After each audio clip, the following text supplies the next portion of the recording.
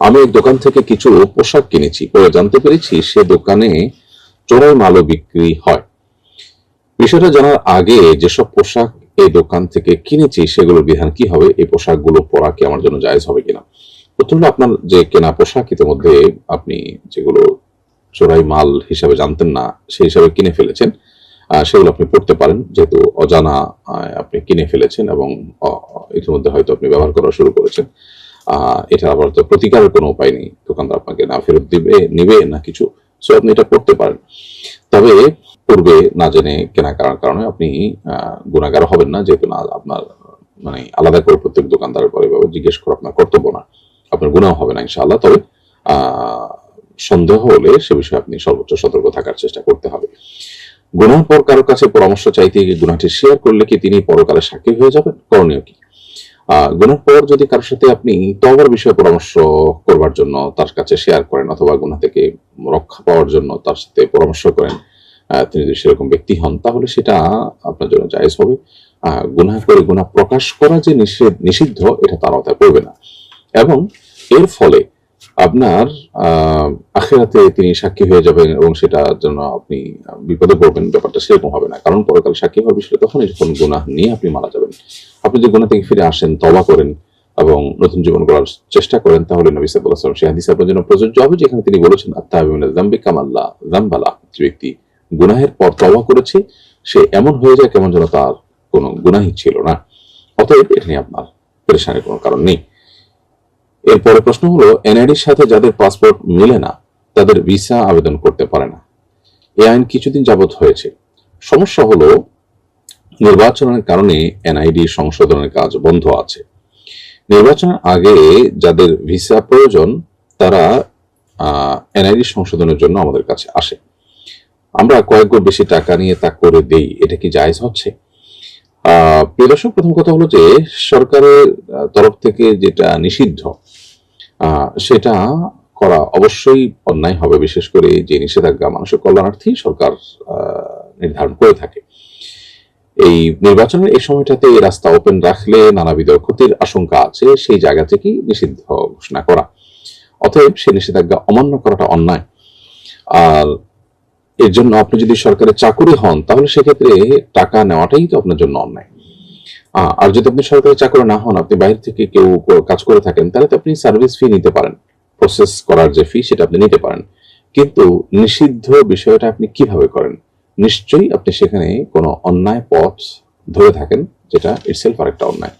অথবা এই সময়গুলোতে যাদের অসুবিধা হচ্ছে তাদের জন্য সরকারের কাছে আবেদন করে, জোর দাবি করে, বিভিন্নভাবে তাদের জন্য আলাদা কোনো পথ উন্মোচন করা যায় কিনা সে বিষয়ে বের করা যেতে পারে। কিন্তু আপনি কোনো অন্যায় সহযোগী হতে পারেন এবং কোনো ঘুষ গ্রহণ করে বা অন্যায়ভাবে টাকা পয়সা নিয়ে কিছু করতে পারেন না।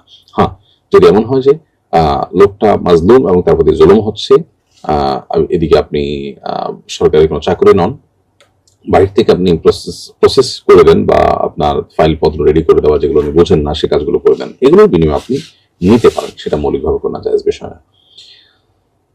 নিষিদ্ধ লিখে রেখেছেন, তারপর আমি লিখলাম গায়ের জোর খাটিয়ে, তাহলে সেটা যেমন অন্যায়, ঠিক তেমনি ভাবে যত্রতত্র পোস্টার, প্লাস্টিক, আপনার ব্যানার, ফেস্টুনে ছেয়ে ফেলা এবং মানুষের ক্ষতির কারণ হওয়া, কষ্টের কারণ হওয়া, অ্যাক্সিডেন্ট হয়, রাস্তাঘাট দেখা যায় না এমন ভাবে ঢেকে ফেলা হয়, আবার ধুলা বালি পরিবেশ দূষণের মতো বিষয় হয়। অতএব এগুলো কোনটা যেন আমাদের আশপাশকে ক্ষতিগ্রস্ত না করে, আমাদের প্রতিবেশ, আমাদের মানুষজন অন্যদেরকে যেন ক্ষতিগ্রস্ত না করে, সেজন্য সর্বোচ্চ দায়িত্বশীল থাকতে হবে তাদেরকে। আমি জনপ্রতিনিধি হওয়ার চেষ্টা করলাম, কিন্তু মানুষের ক্ষতি করে করলাম, তাহলে আমি প্রতিনিধি হয়ে মানুষের কি উপকারটা করতে পারবো? এটা অবশ্য সাধারণ মানুষ হিসাবে আমাদেরও বিবেচনা করা উচিত। যার মধ্যে বিবেচনা বোধ নেই, তিনি আসলে কতটা দায়িত্বশীল মানুষ হবেন। তো আল্লাহ তাআলা আমাদের সবাইকে হেদায়েত দান করুন, আমরা যেন সবার জন্য কল্যাণে কাজ করতে পারি, কারোর ক্ষতির কারণ যেন না হয়। এরপরে এসবি শাহাদাত 01 এই আইডি থেকে আপনি লিখেছেন, শয়তানের কুমন্ত্রণা থেকে বাঁচার জন্য কিছু আমল বাতলে দিন প্লিজ। ভাই শাহাদাত, আপনার আইডি থেকে আপনার নাম ধরে নিলাম। শয়তানের কুমন্ত্রণা থেকে বাঁচার জন্য নবী করিম সাল্লাল্লাহু আলাইহি ওয়াসাল্লামের শেখানো দোয়া আছে, বেশ কয়েকটা দোয়া আছে। এর মধ্যে সবচেয়ে গুরুত্বপূর্ণ আমল হলো সূরা বাকারা। নবী করিম সাল্লাল্লাহু আলাইহি ওয়াসাল্লাম আব্দুল্লাহ ইবনে আমর রাদিয়াল্লাহু তাআলা থেকে বর্ণিত হাদিসে বলেছেন, যিনি মুস্তাদরাক হাকিমে বর্ণিত হয়েছে যে তিনি বলেছেন যে ইকরাউ সূরাতুল বাকারা ফি বুয়ুতিকুম, তোমাদের ঘরে সূরা বাকারা তেলাওয়াত করো তোমরা, ফাইন্না শাইতানা লা ইয়াদখুলু বাইতান ইয়াকরাউ ফিহা সূরাতুল বাকারা, যে ঘরে সূরা বাকারা তেলাওয়াত করা হয় শয়তান সেখানে প্রবেশ করতে পারে না। এজন্য সূরা বাকারা তেলাওয়াতটা হলো শয়তান থেকে রক্ষার জন্য সবচেয়ে গুরুত্বপূর্ণ এবং কার্যকর আমল। নিজে তেলাওয়াত করবেন, না হলে অন্য কারো তেলাওয়াত শুনবেন। এর পাশাপাশি আউযু বিল্লাহি মিনাশ শাইতানির রাজীম, এটা হলো শয়তানের কুমন্ত্রণা থেকে বাঁচার জন্য সবচেয়ে কমন দোয়া। আল্লাহ তাআলা বলেছেন যে ইম্মা ইয়ানজাগান্নাকা মিনাশ শাইতানি নাযগুন ফাস্তাইয বিল্লাহি মিনাশ শাইতানির রাজীম, শয়তান তোমাদেরকে যখন খোঁচা দিবে, ক্ষতিগ্রস্ত করতে চাইবে, তখন তোমরা আল্লাহর কাছে পানা চাইবে। এজন্য আউযু বিল্লাহি মিনাশ শাইতানির রাজীম অর্থাৎ আমি পানা চাই, আশ্রয় চাই আল্লাহর কাছে বিতাড়িত শয়তান থেকে, এভাবে আপনি পানা চাইবেন। এছাড়া বিশেষ কোনো কুমন্ত্রণা, ওয়াসওয়াসা, মনের ভিতরে বাজে চিন্তা যদি প্রবেশ করাচ্ছে মনে হয়, তাহলে সেক্ষেত্রে আপনি বাম দিকে প্রতীকী থুতু 3 বার নিক্ষেপ করবেন, থুতু ফেলার মতো করে ফেলবেন, সেখানে শুয়ে আগার মতো থুতু বের হতে পারে।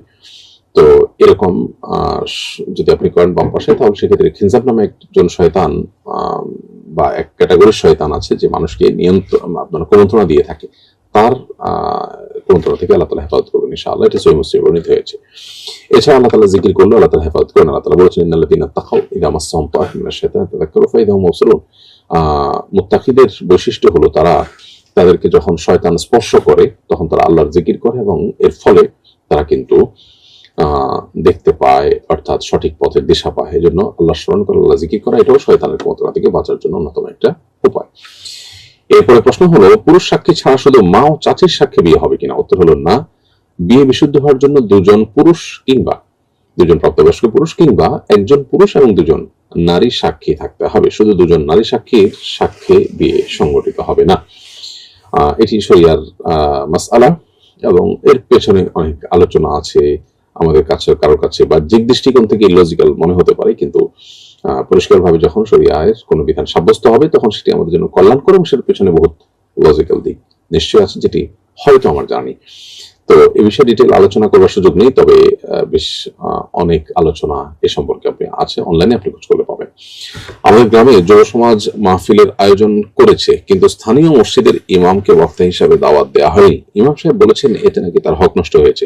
স্থানীয় মসজিদের ইমামকে বয়ান করতে না দিলে কি আসলে তার হক নষ্ট হয়ে যায়? মাহফিলে বয়ান করতে না দিলেই ইমামের হক নষ্ট হয়ে যাবে, ব্যাপারটা এরকম না। সব ইমাম যে বয়ান করতে পারেন বা বক্তব্য রাখতে পারেন সেরকম না। তবে স্থানীয় মসজিদের ইমাম হিসাবে অবশ্যই তাকে দাওয়াত দেওয়া, তাকে সম্মানিত করা, এটা মাহফিল আয়োজকদের কর্তব্য।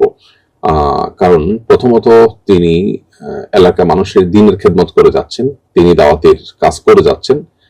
আমাদের ওরফ বা আমাদের সমাজে যে কোনো জায়গায় মাহফিল হলে সেখানকার ইমাম খতিব তাদের অবস্থান রাখা হয়। অতএব মাহফিল কমিটি যদি তাদেরকে ইগনোর করেন তাহলে প্রচলিত তাদের যে সম্মান সেটাকে তারা ইগনোর করলেন, বিষয়টা অবশ্যই অনুচিত। তবে তিনি বক্তা না হলেও তাকে বক্তব্য দিতে হবে এরকম না। মাহফিলে আমরা জানি এমন অনেক সময় থাকে যখন মানুষজন খুব একটা থাকে না, এই সময়গুলোতে রিহার্সালের জন্য শিক্ষানবিশ টাইপের বক্তাদেরকে দেওয়া হয়, তখন অন্তত ইমাম সাহেবকে সুযোগ দেওয়া এটা উচিত। ইমামকে সম্মান করা, আলিমকে সম্মান করা, এটা আমাদের ইমানের জন্য প্রয়োজনীয়। নবী সাল্লাল্লাহু আলাইহি ওয়াসাল্লাম বলেছেন যে ব্যক্তি আলিমদের হক বা অধিকার বোঝে না সে আমার উম্মত না। অতএব আপনার কোন একটা ভবনে, কোন একটা বাড়িতে আপনি বিয়ের আয়োজন করছেন, সেখানে আপনার পরিচিত একজন লোক আছে যাকে আপনি বিয়ের আয়োজনে দাওয়াত দেওয়া আপনার হয়তো কর্তব্যের মধ্যে পড়ে না, কিন্তু তিনি সেখানে আছেন অথচ তাকে ইগনোর করলেন। এটা কিন্তু এক প্রকারের অভদ্রতা এবং অসৌজন্যতা, ইমানদার যেটা করতে পারে না। ইমাম সাহেবের ক্ষেত্রে একই কথা প্রযোজ্য। এরপরে প্রশ্ন হলো একজন অসহায় গর্ভবতী নারী যার নিকট স্বর্ণ বা টাকা নেই, তার নামে বাবার দেওয়া এক টুকরো জমি থাকলেও সেটা তার ভাইয়ের দখলে আছে, তাকে কি যাকাত দেওয়া যাবে? উত্তর হলো তিনি যদি অভাবী হন অবশ্যই তাকে যাকাত দেওয়া যাবে। তার যদি চলতে অসুবিধা হয়, চিকিৎসা খরচ, ভরণ পোষণ এটা বহন করতে, ব্যয় করতে যদি কষ্ট হয়, অবশ্যই তাকে আপনি যাকাত দিতে পারবেন। এরপরে প্রশ্ন হলো আমার স্টুডেন্ট অ্যাকাউন্টে সুদ হিসাবে 60 পয়সা এসেছে, যদি আমি তা বের না করে নিজের পকেট থেকে 10 টাকা দান করে দেই, এটা কি জায়েজ হবে? উত্তর হলো স্টুডেন্ট অ্যাকাউন্টে যে পয়সা এসেছে, যে টাকা এসেছে হুবহু সেটাই আপনাকে বের করে দিতে হবে সেটা জরুরি না, বরং আপনি নিজের পকেট থেকে যদি কিছু টাকা দেন আর ওটা কাটাকাটি করে নেন তাতেও আপনি সুদের দায় থেকে মুক্ত হবেন। 60% জায়গায় 60% না দিয়ে আপনি 1 টাকা বা 10 টাকাই দিয়ে দিলেন, ওই নিয়ত দিলেন যে সুদের টাকাটা আমি আমার মালিকানা থেকে বের করে দিলাম, তাহলে সেক্ষেত্রে আপনি দায় মুক্ত হবেন, কোনো অসুবিধা নেই। এরপরে প্রশ্ন হলো, ইট সিমেন্টের দেয়াল এবং পোড়া মাটির হাঁড়িতে কি তায়াম্মুম করা যাবে? মাটি জাতীয় যে কোনো কিছুতে তায়াম্মুম করা যায়। ইট সিমেন্টের দেয়াল বা পোড়া মাটি যেহেতু মাটি জাতীয় পদার্থ, অতএব এটা দিয়ে আপনি তায়াম্মুম করতে পারবেন। এরপর প্রশ্ন করেছেন আলামিন ইসলাম, আপনি লিখেছেন মৃত ব্যক্তি হবে সম্ভবত, আপনি মৃত্যু লিখেছেন। যাই হোক, মৃত ব্যক্তির অবাঞ্ছিত লোম পরিষ্কার করে দেওয়া যাবে কিনা, এবারে শরিয়ার বিধান কি? মৃত ব্যক্তির নাভের নিচের লোম পরিষ্কার করা যাবে না, এটা নিয়ে কারোর কোনো ভিন্নমত নেই। আর বগলের পশম এবং গোপ এবং নখ ইত্যাদি কাটা, এটাও বেশিরভাগ ইমামদের মতে মাকরুহ বা অনুচিত। মারা যাওয়ার পর এগুলো কাটা অনুচিত। হ্যাঁ, যদি কেউ মরণাপন্ন থাকেন, অসুস্থ থাকেন, আইসিইউতে থাকেন, তাহলে এগুলো কেটে দেওয়া যেতে পারে। আর মারা যাওয়ার পর এগুলো আর কাটাকাটি করা অনুচিত। যদি কেউ কাটেন তাহলে সেক্ষেত্রে মৃত ব্যক্তির সাথে দাফনের সময় কাফনের মধ্যে সেগুলো দাফন করে দিতে হবে একসাথে। আর সৌদি আরবের অনেক ওলামায়ে কেরাম তারা অবশ্য বগলের নিচের পশম, নখ এগুলো বড় হয়ে থাকলে সেগুলোকে কাটার অনুমতি দেন, যদিও এক্ষেত্রে সংখ্যাগরিষ্ঠ আলেমদের মত ভিন্ন। তারা বলেন যে মৃত ব্যক্তির কোনো কিছু আর কাটাছড়া করা উচিত নয়। আকলিমা নাসরিন প্রিয়া, আপনি লিখেছেন নামাজে দাঁড়ালে আমার মেয়ে আমাকে অনেক টানাটানি করে, যার কারণে আমি নামাজরত অবস্থায় ডানে বা বামে সরে সিজদা বা রুকু করি, এতে আমার নামাজ হবে কিনা? বোন আকলিমা, একটু ডানে বামে সরলে নামাজের কোনো ক্ষতি হবে না, তবে আপনার শরীর তথা বক্ষ, সিনা, এটা যদি ডানে বামে কেবলা থেকে একদম 50 বা 50 ডিগ্রি বেশিও অ্যাঙ্গেলে আপনার যদি বাঁকা হয়ে যান, তাহলে সেক্ষেত্রে নামাজ নষ্ট হয়ে যাবে, কারণ কেবলামুখী হয়ে নামাজ পড়া ফরজ, সেই ফরজটা লঙ্ঘন হয়ে যাবে। আর যদি সামান্য একটু দিক সেদিক হয়, অথবা আপনার কেবলামুখিতা ঠিকই থাকে, সামান্য একটু জায়গা থেকে সরে গেছেন ডানে বা বামে, কেবলামুখী থাকছেন বডিলি, তাহলে সেক্ষেত্রে অসুবিধা নেই, নামাজ হয়ে যাবে। এরপরে প্রশ্ন করেছেন ইংরেজি বছরের শুরুতে বিগত বছর কি কি আমল করেছি, সামনে বছর কি কি আমল করবো, এটা ফেসবুকে লেখা যাবে কিনা, এটা কিনা অবশ্য পালন হিসেবে গণ্য হবে কিনা? প্রথম কথা হলো, ইংরেজি বর্ষ নয় প্রিয় দর্শক, ইসাই বর্ষ অর্থাৎ খ্রিস্টীয় বর্ষ, যে বর্ষের সাথে যে সনের সাথে খ্রিস্টান ধর্মের সম্পর্ক রয়েছে। তো এটা হলো মূল বিষয়, এটা হলো আপনার প্রাসঙ্গিক বিষয়। মূল বিষয় হলো যে ইসাই বর্ষকে কেন্দ্র করে, খ্রিস্টীয় সনকে কেন্দ্র করে যদি আপনি আপনার জীবনের হিসাব নিকাশ লেখেন, তাতে অসুবিধা নেই, অন্যদের মধ্যে বিবেচনা বোধ জাগ্রত হবে, সেই জায়গা থেকে এটা আপনি লিখেছেন, এটা নববর্ষ পালন হিসাবে বিবেচিত হবে না। এরপরে প্রশ্ন করেছেন একজন, লিখেছেন আমি ইংলিশ স্পোকেন কোর্স করি, বিভিন্ন বাক্য মুখস্থ করতে গিয়ে আমি বিভিন্ন চিত্র স্মরণ করে থাকি। একবার আমি তোমার সাথে আমার সম্পর্ক নেই বাক্য উচ্চারণ করতে গিয়ে স্ত্রীর কথা মনে করি, এটি কি তালাক হয়ে গেছে? না, তালাক এত সহজ বিষয় না।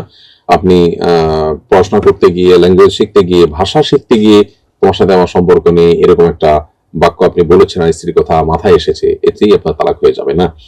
আপনি স্ত্রীকে নিয়ত করে যখন বলবেন যে আমি আমার স্ত্রীকে তার সাথে কোনো সম্পর্ক রাখলাম না, আর সেটাও তালাকে কেনায়া হতে পারে। আমি তার সাথে রাখলাম না, শেষ করলাম, এরকম কথা বললে তালাকে কেনায়া হতে পারে, যদি সেটা তালাকে নিয়তে বলেন এবং সে পরিবেশ যদি থাকে তখন। এখানে আপনি শুধুমাত্র এরকম কথা বলেছেন আর তার কথা মাথায় শুধু আসছে, তাতে আপনার তালাক হবে না। হ্যাঁ, তালাকের নিয়ত থাকলে এবং অন্যান্য শর্ত পাওয়া গেলে সেক্ষেত্রে তালাক হওয়ার সুযোগ থাকবে। ফরজ গোসলের সময় নাভিতে পানি দেওয়া হয়নি, পরবর্তীতে স্মরণ হলে আলাদা পানি নিয়ে নাভিতে দেই, এতে কি গোসল হয়েছে? উত্তর হলো, ফরজ গোসলের সময় নাভিতে পানি দেওয়া না হয়ে থাকলে পরবর্তীতে পানি দিয়ে যদি নাভি ধুয়ে নেন, ইনশাআল্লাহ ফরজ গোসল হয়ে গেছে, এবং এভাবে একটি সহিহ হাদিসও পাওয়া যায়। অতএব পরবর্তীতে আপনার ওই অংশটা ধুয়ে ফেললেই গোসল হয়ে যাবে। জাকাতের টাকা দিয়ে কম্বল কিনে বিতরণ করেছি, এই কম্বল কি অমুসলিমদের দেওয়া যাবে? উত্তর হলো, জাকাতের টাকায় কম্বল কিনলে সেটা দরিদ্র মুসলিম যারা জাকাতের হকদার তাদেরকে দিতে হবে। অমুসলিমকে দিলে সেটা আপনি অন্য সাধারণ দানের টাকা থেকে অবশ্যই দিতে পারেন, এবং সেটাও প্রশংসনীয়। আমি একজনের কাছে কিছু টাকা পেতাম, পরে আমি মনে মনে তাকে ক্ষমা করে দেই, তবে তাকে বিষয়টি বলিনি। এখন আমার টাকাটা প্রয়োজন, আমি কি তার নিকট টাকাটা চাইতে পারি? উত্তর হলো, মনে মন ক্ষমা করলে হক রহিত হয়ে যায় না, এজন্য আপনি টাকা এখন চাইতে পারেন, তবে উত্তম যে মনে মনে রহিত যেহেতু আপনি মাফ করে দিয়েছেন, সেটা যদি এখনো ওইটার উপর আপনি বহাল থাকে, সে সবচেয়ে ভালো। কারণ আল্লাহ আইদু ফি হিবাতিহি কাল কালবি আউদু ফি কাইহি, নবী সাল্লাল্লাহু আলাইহি ওয়াসাল্লাম বলেছেন, সেই মুসলিম বর্ণিত হয়েছে, কোনো ব্যক্তি দান করার পর সেটা যদি ফেরত নেন তাহলে সেক্ষেত্রে কুকুর তার বমি করার পর সেটা যদি পুনরায় মুখে নেয়, সেটা যেরকম, ব্যাপারটা এরকম খারাপ। অবশ্যই এখানে আপনি দান করেছেন সেটি সাব্যস্ত হয়নি, যেহেতু মনে মনে করেছেন, মনে মনে করলে দান হিসাবে সাব্যস্ত হয় না। তারপরেও এটা জাস্ট উত্তম, সেটা বোঝাবার জন্য বললাম। তবে আপনি যদি চান এবং আপনার প্রয়োজন যদি হয়, তাহলে সেক্ষেত্রে তার কাছ থেকে সেই সম্পদ চাওয়ার অধিকার আপনার আছে।